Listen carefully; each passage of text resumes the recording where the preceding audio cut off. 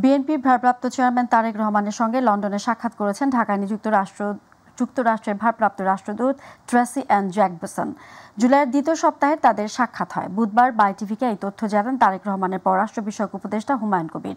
ওই বৈঠকে তিনিও উপস্থিত ছিলেন। হুমায়ুন কবির জানান, আলোচনা ছিল সৌজন্যমূলক। দেশে বর্তমান পরিস্থিতি, তারেক রহমানের ভাবনা, উনি যদি নির্বাচিত না হন তাহলে দেশ নিয়ে পরিকল্পনা, এসব নিয়ে আলোচনা হয়।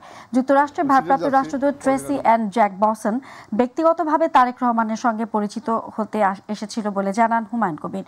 তিনি বলেন, তারেক রহমান 15 বছর কিভাবে দলকে নেতৃত্ব দিয়েছেন, হাসিনাকে বিতাড়িত করার জন্য কিভাবে নেতৃত্ব দিয়ে এসেছেন, সেই গল্প শুনেছেন রাষ্ট্রদূত।